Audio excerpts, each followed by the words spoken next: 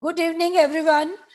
I welcome you all on behalf of Ahmedabad Medical Association on this event of a webinar, a very important webinar for all of us, for all us doctors, and that is awareness for fire safety. You all know that fire in some of our religions is considered to be very sacred, right? Even in Hindus, we take our vows, our marriage vows, going around the fire. And in some of the regions, like in Parsis, they worship fire as God. So we all consider fire as a very pious thing. But when it goes beyond limit, when it goes out of control, it starts doing lot of destruction. So we have today decided that we will talk about fire safety in all our institutions and our clinic, how we doctors have to manage that. Because nowadays we are seeing every day in and out that there is somewhere or the other some fire taking place. We had a very bad incidents in the Shrey hospital. At that time, we lost one of our very senior office assistant, our Rami Kaka, in that fire in ICU. And before few days, we also read in newspaper and also saw, I think, WhatsApp videos that there was a fire in SSG hospital in Vadodara. Fortunately, all the residents, the two lady residents were so agile and they could save all the four patients in the ICU and there was no mortality. So that was a fortunate thing. But now I think it is time for all of us to be aware that this type of fire can occur in any of our clinics or our hospitals. So what are the things we have to be aware of? What are the things we have to take care about? We have already given you a short guideline and we have put that guideline on our website also. And in that guideline, we have talked to Mr. Mehernosh Dastoor, who is the Chief Fire Officer. He had come to us, especially we had called him, and he had given us tips for small clinics, for big hospitals, for multi-story hospitals, for medium hospitals, and he had given us all the guidelines, what we should do. But then we thought that just these guidelines would not help us. It would also be necessary for all of us to listen one-on-one. And if you have any queries regarding this fire safety, we can also ask him. Because nowadays, when we need a Form C, we need fire NOC. And I think all of us are being harassed in one way or the other while getting this fire NOC. And I had a lot of doctors talking to me that, ma'am, do something about it. And that is why that gave me an idea that why not have a webinar with the chief fire officer himself and let us talk one-on-one to him and know what are the things we have to be careful about and what are the things necessary for each of our establishments, whether it is a small clinic or a big hospital, and what are the things necessary for NOC, and again, the things which the gadgets, the fire safety gadgets, are ranging from a very few 100 rupees to thousands of rupees. So let us ask him what is really necessary and which is the right place from which we can procure such instruments. So today we have this very important webinar with Mr. Mehernosh Dastoor. Before we start this webinar, I have few things to talk about of our future programs. We are going to have a celebration of our 118th annual day of Ahmedabad Medical Association. Annual day is always celebrated in month of August or maybe July. But this time, because of Corona pandemic, we were unable to do so. But then we decided that why not have a very small program, just inviting around 70 to 100 doctors and the award winners. And then we will be having a live webcast. So you all can enjoy this annual day celebration and see who are the people, who are the doctors who are getting this awards, the different awards we are going to give for the year 2020. So it's going to be a wonderful event. And I really wish that all of you would kindly see this annual day live webcast. We will be sending you the link for that. Another thing, we lost our two senior most assistant, that is Rami Kaka and Prakash Bhai, in this COVID war. And we are planning to have a benevolent fund for both of these, our senior clerks of Ahmedabad Medical Association office, because they have dedicated, Rami Kaka is dedicated his 50 years to AMA, and Prakash Bhai has dedicated his 35 years to us. And I think it is our duty to help their family. So I request all of you to kindly give something, very little if you want, in the form of checks, or you can do an online transfer. We will be sending you an SMS, sending you the details of the account. You can do net banking, or you can give a check in that account. And the amount which has been collected will be divided equally into two parts and will be given to the family members of Rami Kaka and Prakash Bhai. So I request, being the president of Ahmedabad Medical Association, I request all of you to kindly donate freely, be a little large-hearted. And I think these two people had made our journey and journey of so many presidents and so many managing committee members very smooth when they were alive. So I think it is our duty to help their families in the time of need. So now we are going to start our webinar. Our speaker, Mr. Mehernosh Dastoor, has joined us. And before giving the mic to him, I will be giving his brief introduction. Mr. Mehernosh Dastoor is a fire officer since 1984 with Ahmedabad Municipal Corporation. He was being appointed as Chief Fire Officer since 2006 and then was confirmed as the Chief Fire Officer since 2009. So since 11 years, he is being the Chief Fire Officer. So congratulations, sir, and we are very happy and proud and honored to have you here for this webinar today. He has graduated from our Gujarat University and he has studied fire engineering from National Fire Service College. So we have this wonderful person, a very jovial man and a very sincere person in his work.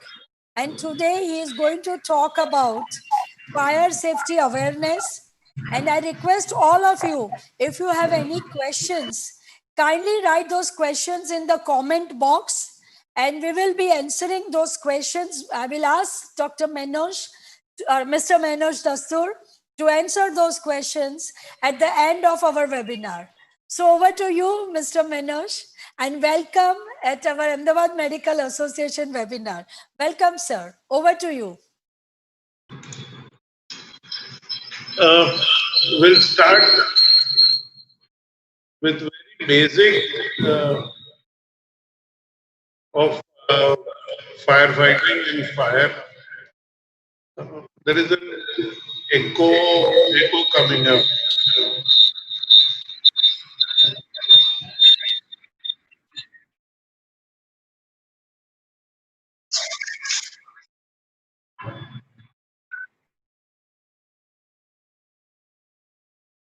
No, sir, you have muted the main device. Mr. Mehernosh, you have muted the main device. Yes. Double channel. Setting. No, the voice is not clear and yes, there is an echo.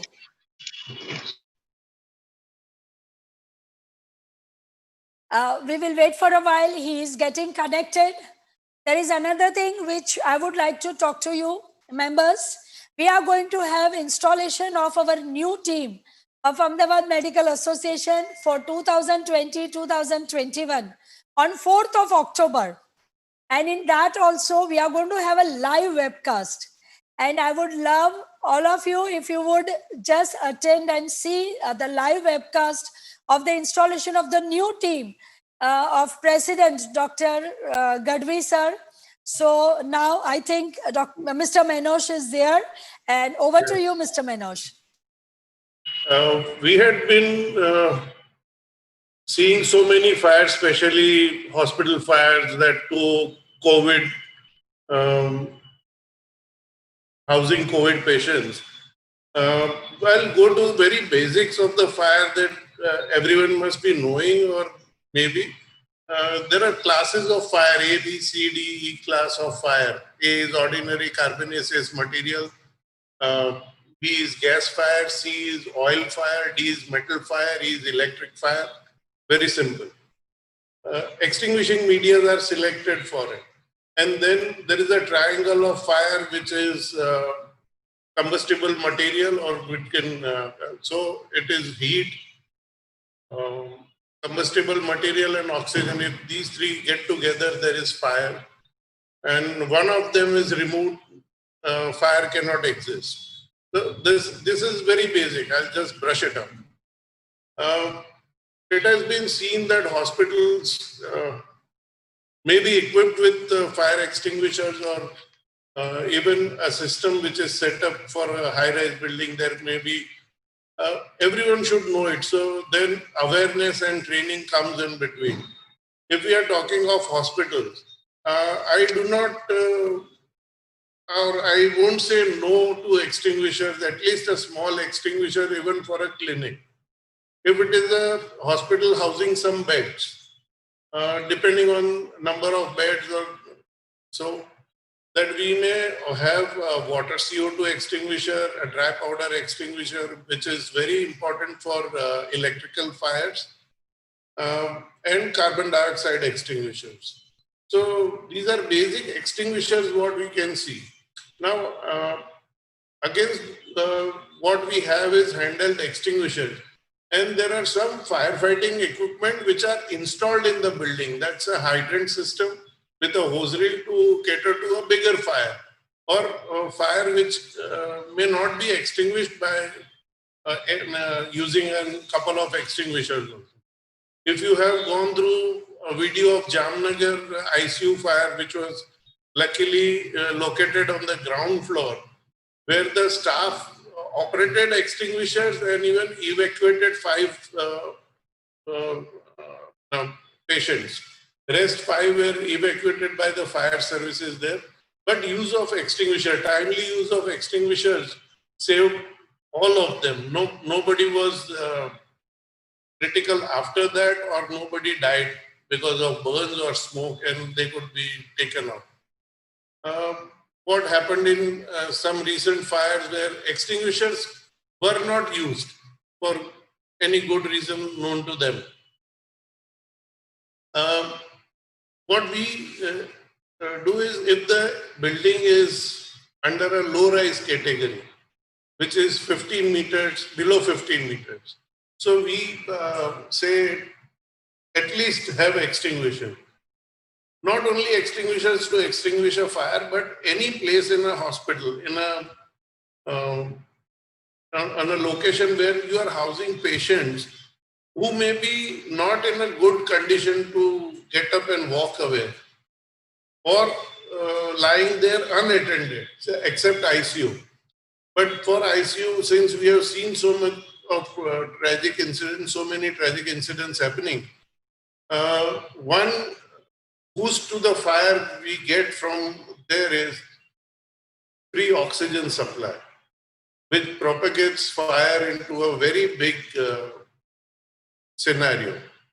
A small fire may come up into a very big proportion. So I recommend, and we are putting it in law if it's coming in, that all ICUs should have or should be protected by automatic sprinklers, smoke from heat detectors, extinguishers, and hose reel, maybe hydrant system, or which is at the staircase level or at the lobby level where they can be picked up and used. Say Baroda ICU fire, or even Shrey Hospital fire, or all those places where fire occurred, It was just required to pour a jug of water or say maybe a small extinguisher used could have saved such a big problem happening. So again, some people coming for help and all. So there are so many things. And ICU, a very important thing is your electrical gadgets, which are there or which are switched on and kept on all 24 hours. This may have to be serviced, or cooling part of it. There should be, even with the equipment, there are some holes in the back where air comes in and cools down the equipment. If even this is not happening, it may result into fire because it's constantly used. Your gadgets, if there is a short circuit happening, it should cut off, it should switch off, which is not happening. So even gadgets need to be serviced and kept in order that if something happens, it should cut off the electric supply, not allow it to burn further. So internal fusing system may not be proper. Or you may have tampered with it, or maybe the electrician who has done it may have tampered with the fusing system of it. Then second thing comes your battery banks. Wherever hospital has a battery bank, you go to any place and you see they'll argue with you. Even the electricians or even the system installed, the company would argue with it that they've got such an imported good system, and the system does not, and the system, say inverter system, would have a fuse inside it.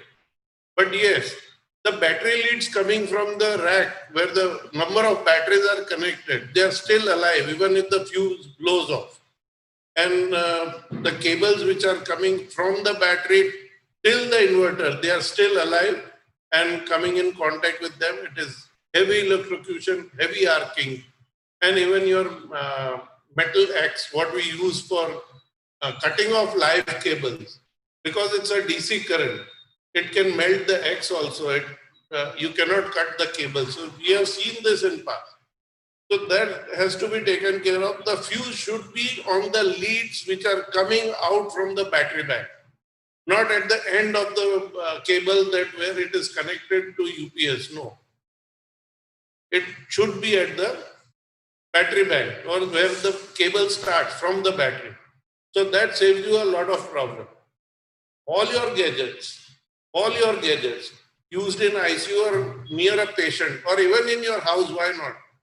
They should be checked, serviced properly to their optimum use.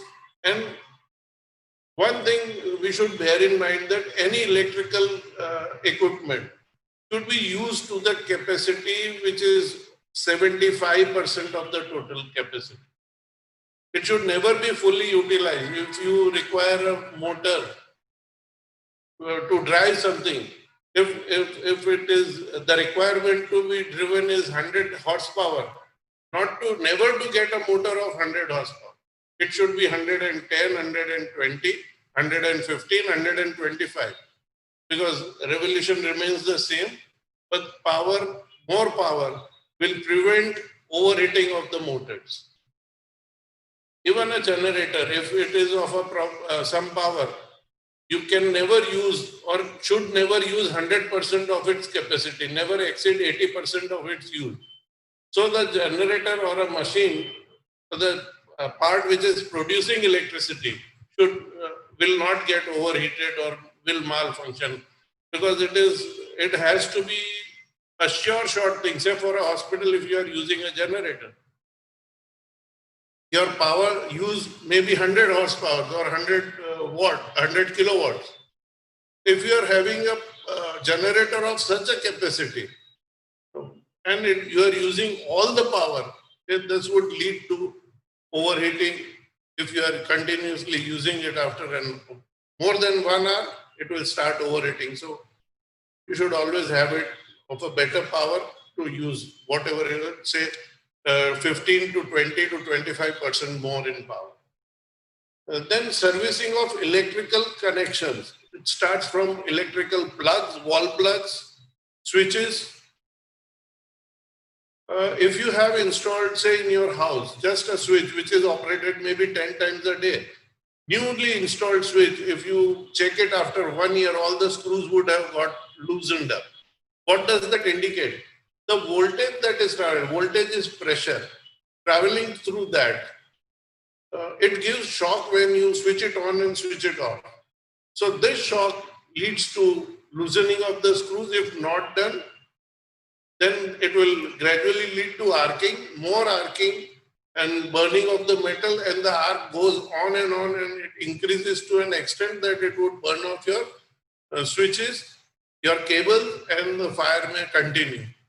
So this is also to be taken care of. Then again, use of your MCBs, that is mechanical circuit breaker, and very important is ELCB. It's earth leak circuit breaker, where you would realize that you have got a shock if you are contacting a wire or an open conductor. But before it does any damage to you, 25 milliamperes, it would get disconnected. So a person coming in contact with a live conductor would not get any injury. So mechanical circuit breaker and earth leak circuit breakers both are very essential. We are talking about electrical part. All places you have oxygen supply. Any fire in hospital, it may be even closed. So what happens is, if the switch, the pipes which are connected to the patient, passing through a gadget, may get burned off in a case of fire. And then it feeds the fire good amount of oxygen that a small fire can grow 8, 10 times, 20 times. In ICU, to conserve your cooling, conserve your air conditioning, what you do is put up some insulation throughout the walls and lower the floor, ceiling height. Ceiling height, as it controls your air condition, it's good for your air conditioning. In case of fire, it also helps fire and smoke to travel faster because there is no space above and all the ceiling is brought down. So even the travel of heat and smoke is faster. Spread of smoke is faster throughout the enclosure. We can afford a higher ceiling rather than have a false ceiling, and which would take some considerable time to spread fire and smoke. Against that, we should have sprinklers and heat and smoke detectors, which would raise an alarm outside. The sprinklers would start spraying water, which would control fire. And even some hot, sooty smoke would settle down. Temperature of the smoke would go down. And mind you, don't think smoke is just smoke. Smoke is, you can say, a dark gas or a smoke, sooty smoke, which not only has carbon monoxide or carbon dioxide, but also has some unburned gases which require oxygen. And as soon as it gets oxygen, it blows up into a ball of flame, and which has very high intensity, very high temperature, and it is very high in intensity. And to spread fire, it's very, very easy when it turns from gases to flame. It's because it gets enough amount of oxygen. So this is in a nutshell. If I think it will be better if you ask as many questions as you can, and we can go through what you would require. I would like to answer your question. Yeah, thank you, Mr. Mehernosh. There were few questions, and they said that a few fire officers who visited the hospital for the NOC, they said that you need a wireless smoke detector. Now that smoke detector is very costly. So can you give light on that subject? See, that is a stand-alone smoke detector, which has a small battery inside, and it's just where it is.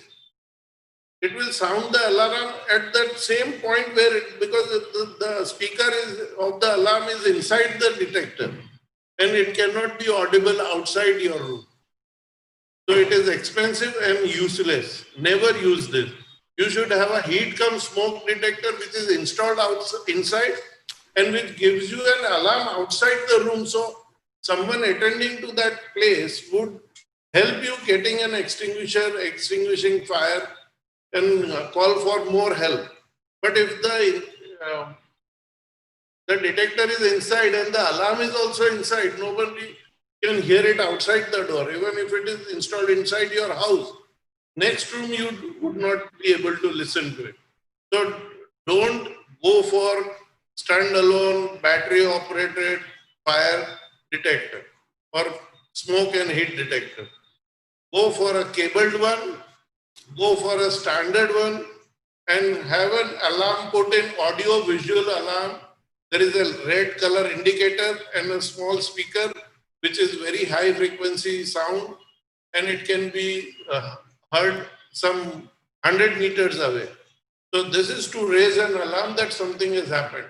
So go for a cabled and a standard quality. Okay, and what is the cost of this kind of smoke detector, the one you explained? What will be the total cost? And how many smoke detectors we have to put in a clinic? Like, what is the number? Smoke detectors or heat detectors are not required for a clinic, but it is required for places in hospital which are unattended. Say linen store, or your ICUs, or any ward where patients are kept and no one is attending to them. It is very important. And coming to the cost, one detector would cost you around 500, 600 rupees. An imported one would cost you some more, plus the cabling. And the panel of it, the main panel from where the cables come in and out, that panel would cost you around 10,000 rupees. But that can house a number of, and even the panel would cost more if it is addressable type. Addressable type is, at the panel you can see which number of detector or place of detector if you have put in, where the detector is activated or where it has detected smoke or heat, that would be displayed. So that type of panel would be a little more expensive, or say double the cost. It can vary from 20,000 to some lakhs in rupees, depending on the building or the size of building, number of detector. But a simple system, once you just get an alarm, your red light indicator would show where the flame is or which part of the enclosure has a fire. So that is, only thing is you have to go and search all the places, though the red indicators are outside. I just wanted to ask, now there are so many of our doctors who have just a consulting room and a waiting area. Now, do we need a smoke detector in such a small place? Do we? No, not required. Not required. Even if someone, it is not required, and you can just have for your own safety or for safety of your gadgets, say maybe ophthalmology consulting or something. You have a small machine. So just keep a small CO2 extinguisher, because powder extinguisher is not good for small electronic gadgets because it may corrode the contact. So carbon dioxide extinguisher or a vaporizing, say clean agent extinguisher would be the answer. Clean agent is a bit expensive one. Carbon dioxide is a cheaper one. But stainless steel container with, if it is a vaporizing liquid like clean agent, in a stainless steel extinguisher, it will last you till you use it. Sorry. So, right. If it is a small clinic, just have a small extinguisher for your own safety. Otherwise, it may not be required. It is required. Extinguishers or other firefighting systems are required for clinics which are attached to a hospital, like some couple of beds or say 5, 10, 20 beds. Then you may require also water CO2 extinguisher, which is, and see that it is filled with distilled water. and CO2 is just pressurized to expel that water. Coming out is only water where you can do firefighting, and CO2 is pressurized to expel water. I recommend using distilled water when you get it from the vendor, so that even if that water, the person you are using the extinguisher, even if that water comes in contact with an electrical live conductor, the person operating extinguisher would not get electrocuted. Okay. So now whenever we have a fire NOC person coming, for Form C, if these people, they force us for this kind of gadgets like smoke detector and all, what should we do? I again repeat, or you can contact me also, as you know me. Anybody in problem can contact you and you can ask me. But in a small clinic, this detection system is not required. In a place where it is always under surveillance, these detectors are not required. If you are sitting there, you have 2 eyes and ears and nose to smell if there is smoke. This is a big detector. You don't require an extra detector. Right. So in such type of small clinics with only a consulting room and a waiting area, the only thing we need for fire NOC is extinguishers, right? And maybe, of course, MCB and ELCB. That is right. But otherwise, we don't need anything else. Not required. Right, right. There is another question from a doctor. He said that we have a low-rise hospital and we are asked to install fire hydrant in our building. Is it necessary?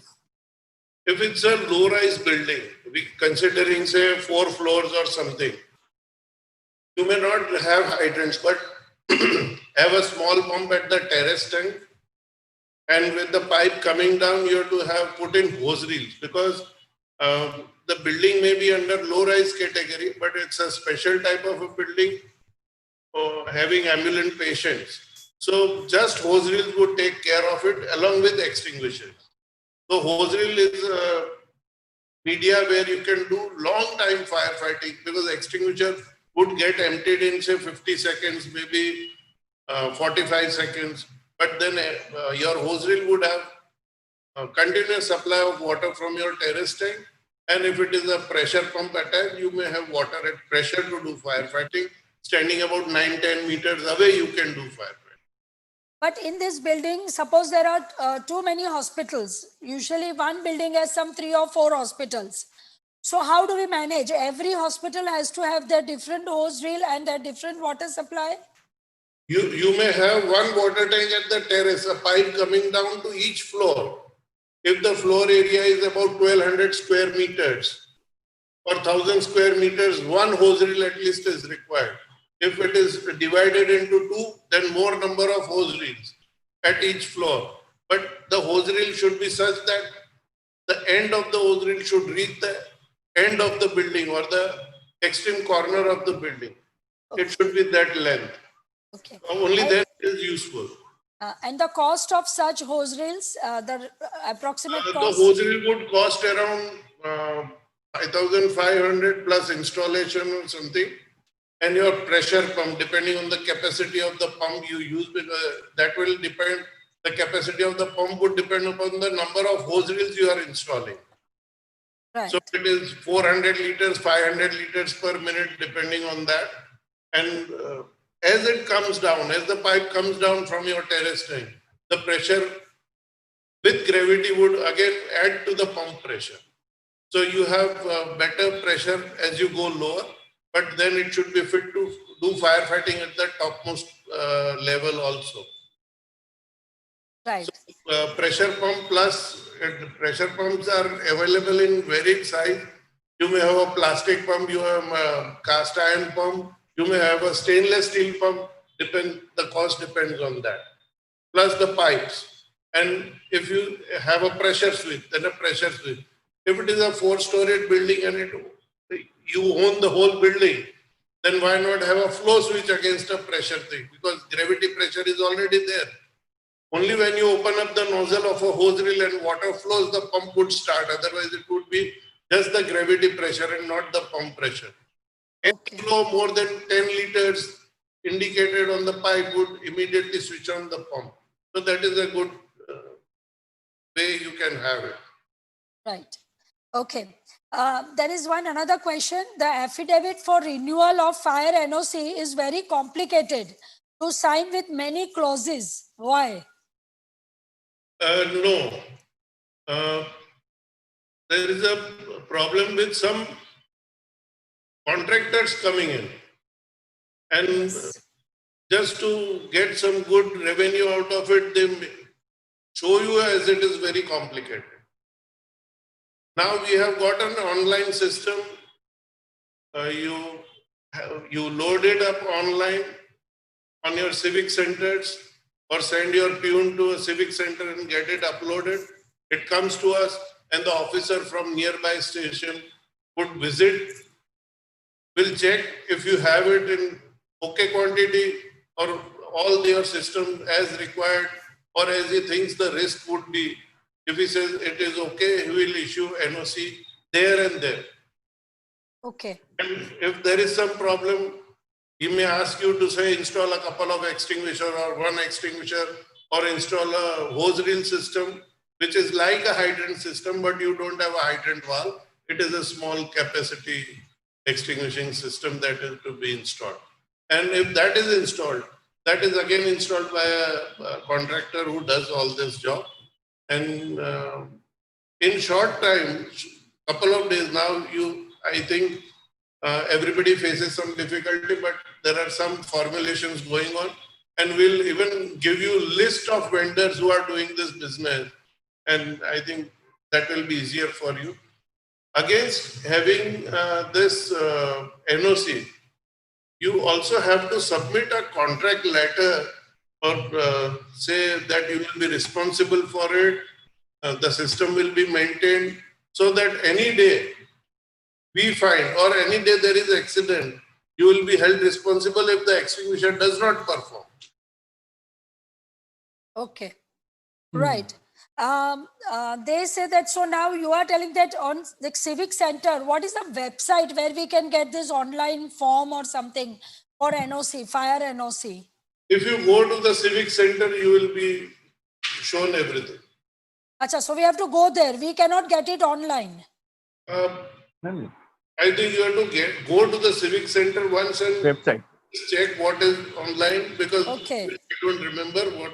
Right. We have it online at our computer for an high-rise building. Right. And what should be, another question is what we have to do for maintenance of fire safety equipments. Suppose we have got an extinguisher in our clinic, we have already installed it. Now, who would come and how quickly or how frequently do we need a maintenance and whom do we call? Okay, there are types of extinguishers. Say if you have an old type extinguisher, which are now gone, they have to be refilled or recharged every year. But the new type of extinguisher, which have a small pressure dial on it, you are shown extra pressure in red and low pressure in red, and in between is green. These type of extinguishers, you just indicate the day of purchase, and for 5 years, nothing has to be done. Okay. Or the pressure gone down, you have to get it checked or refilled. But then who is the person to be called for that? Any vendor who are into selling of this, they also are service providers for extinguishers. Okay, so wherever we get this extinguisher, they will service it. And they're supposed to, do they charge us extra or is there some warranty period or something allowed here? New extinguishers with dials, with pressure dials, at least 1 year warranty is there. If somebody has not broken the seal and the extinguisher is discharged or the pressure goes down, it is the provider's responsibility who will replace it because then it's a defective valve. Okay. Okay, great. There is one question. If only one ground floor hospital is there, what is required in that? There are beds, but it is on the ground floor. It is not a multi-story building. Then What do you require for fire safety You may equipment? have a couple of water CO2 extinguishers. A dry powder extinguisher depends on number of beds. Number of beds, say 5 beds or 6, 7 beds, one water CO2 extinguisher would be fine. If it is a bigger place, then subsequently more number of extinguishers. And if there is any gadget being used, like your ventilator or any gadget, then you at least have a CO2, which is carbon dioxide extinguisher, which is very good for these gadgets. Okay. Another question is that if a hospital is in a commercial building, means there are some other shops also in there, and then they have a hospital. In that case, what do they need? Do we need one fire NOC for the building and then another special NOC for the hospital itself? How do you go for it?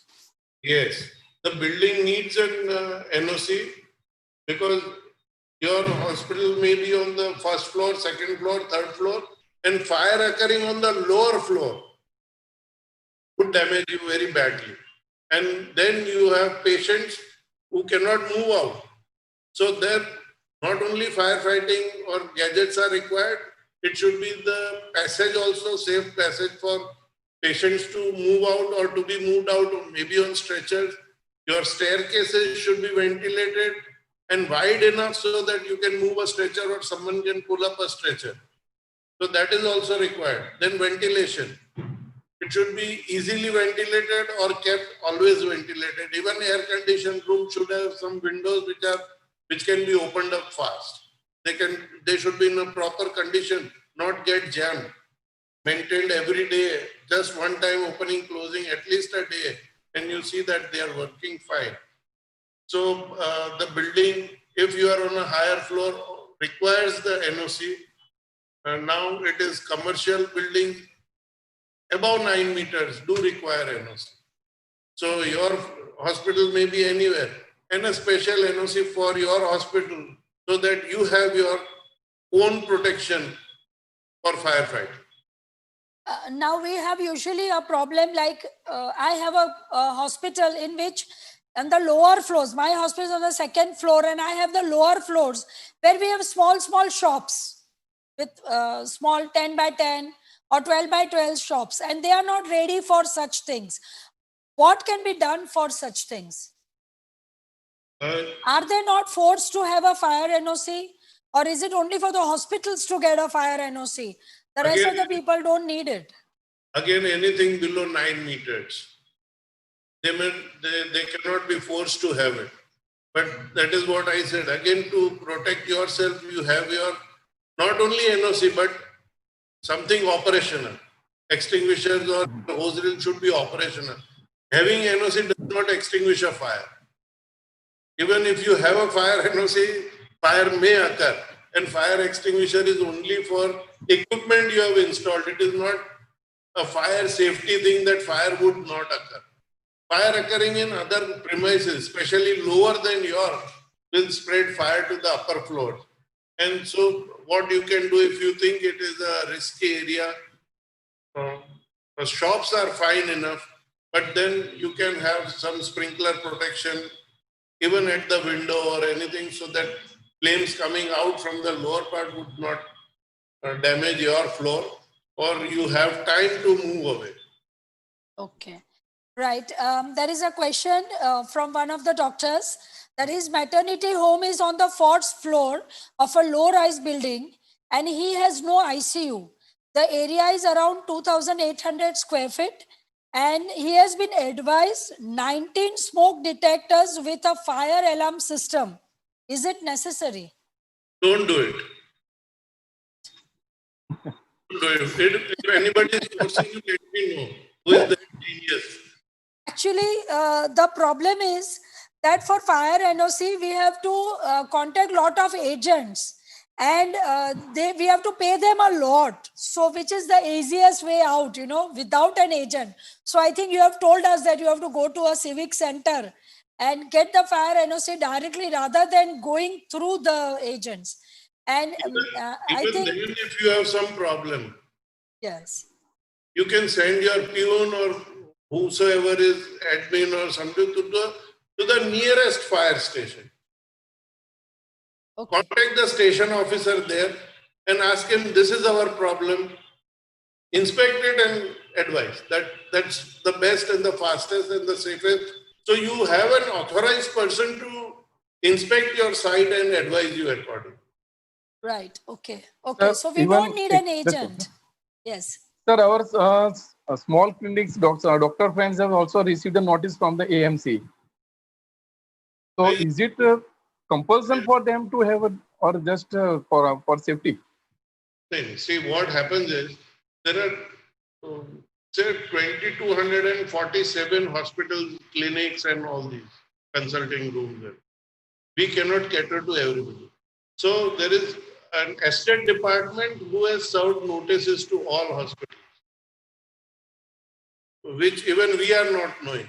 But they are not authority on fire. They have just issued notices. If you have your fire NOC with you, you can just show them or just don't bother to. Because the fire NOC is certified by whosoever fire officer is. So you don't have to worry about it. But get the system, if it is there, operational, if your extinguishers are not enough, because estate department people do not know the number of extinguishers required. That is why I said go to the nearest fire station, get the station officer, and he will guide you accordingly. Okay. And there is no charge for that. Yes, sir. One more question. Just now, what are so many fancy things are being used in the nursing homes and the consulting rooms and etc. So can you define exactly which materials should be used and which should not be used? The materials which can caught fire very easily. So we should keep away from that. Okay. Say, give you example of your hospital.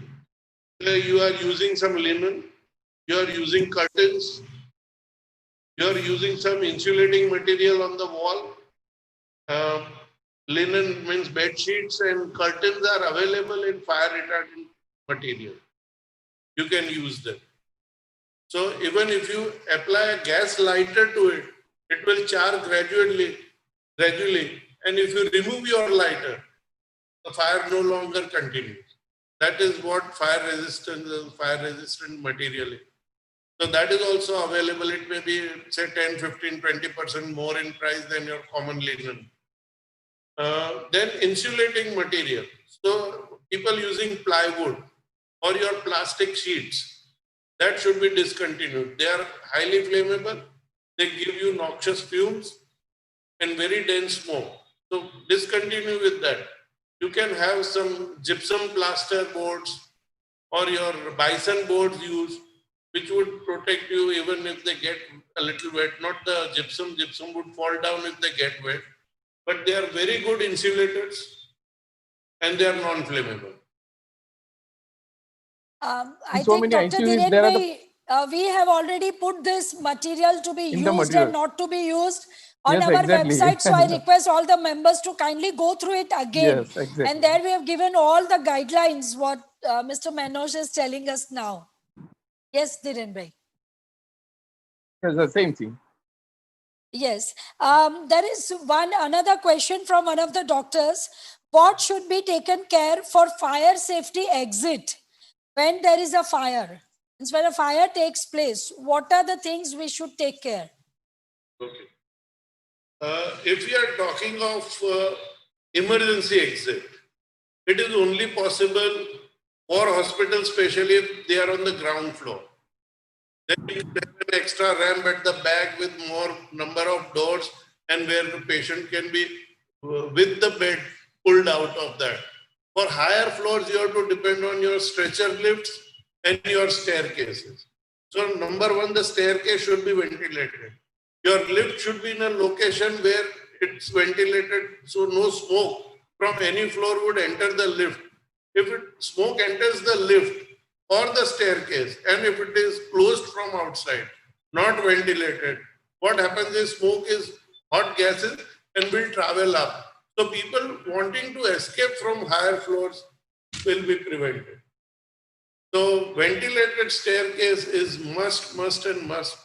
On pretext of having an hospital, you keep the staircase covered with glass so that dust does not come in. No. Your inside door can be used, but not the door on the staircase, or no windows on the staircase. It should be kept open, not even windows to be permitted. So this is very much required. And if we are talking of just an exit, all your exits to your wards or whatever you may have seen, hospitals of, say, civil hospital, which is a very, now say, a World War memorial, specially used for, constructed keeping in mind a war situation. You see the size of the door opening of those wards. They are spacious. Even you can move your a cot, the big cot, the iron big cot, with the patient, you can pull it out. That big space it is. So that is very much required. When your ICU beds almost all are on wheels. Maybe they are kept locked. But in case of emergency, you don't need to get the patient up, even not be conscious to get up. And so you can just release the brakes and pull the bed out. So that should be the space available. Right. And secondly, they are asking that what are the norms for safety signages? Means where they should be put, and is it compulsory to have safety signages in your hospital? It is not compulsory, but it is required. Say in case of electrical failure, if there is fire and somebody switches off a light, these signs are auto glow. So when you come out of a ward, come out of a room, it should be indicating where the staircase is.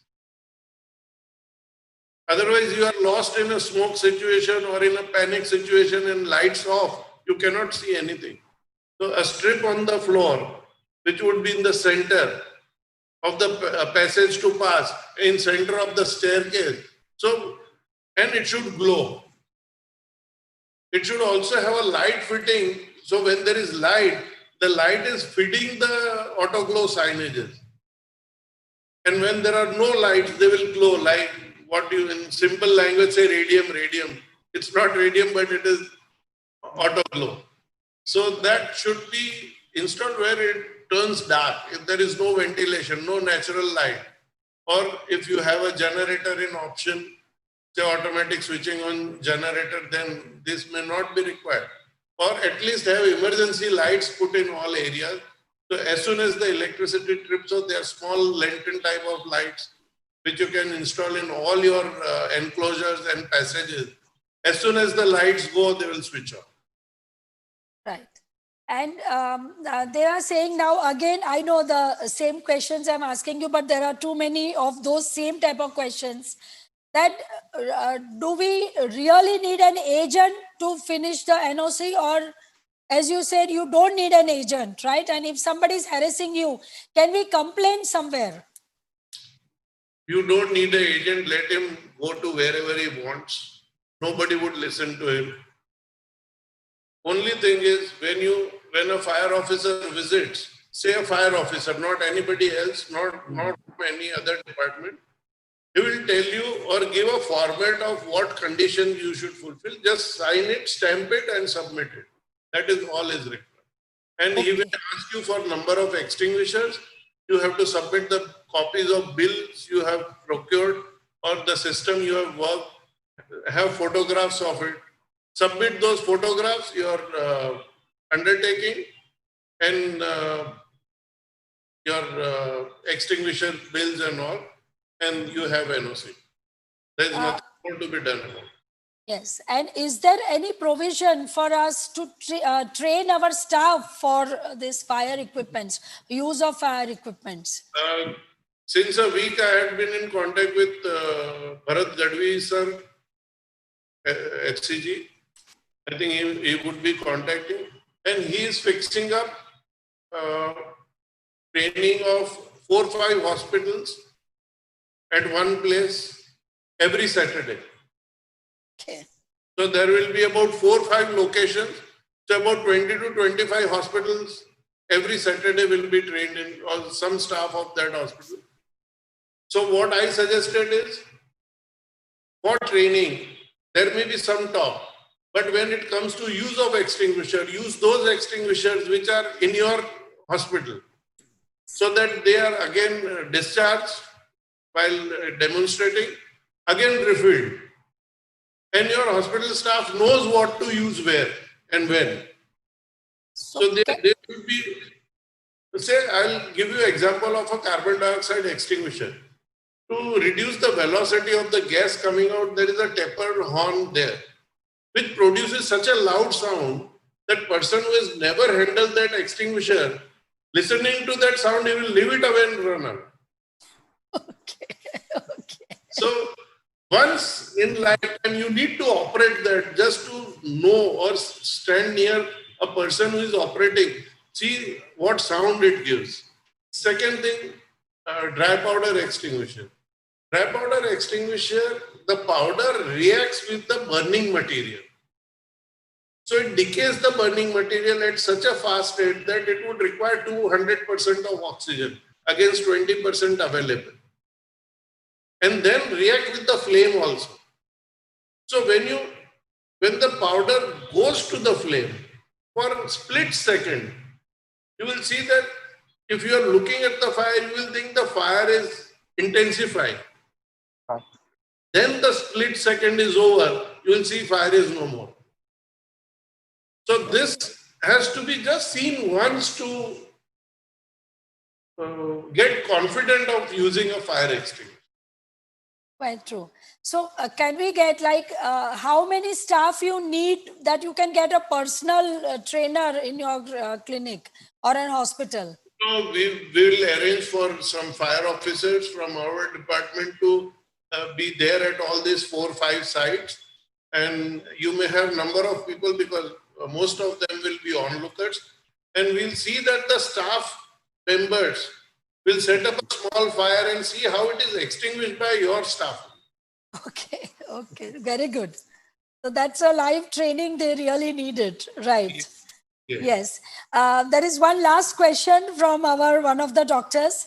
He is saying that his hospital is in one of the old buildings where it has been built where the staircase is very narrow and the hospital is on the 2nd or the 3rd floor.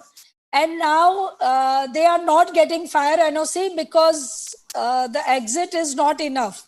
Now, what should they do about it? This is very difficult to answer, number one. Number two, we have come across a complaint where it's a narrow staircase and even electric meters are there in the staircase. Yes, because old buildings, we don't know how they have been built, you know. Right. It may be old or new, but then safety doesn't come with old or new building. Then what to do?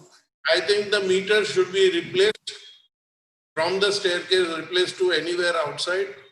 Now there are good fiber boxes, so they're not a problem even if there is rain or heat and anything.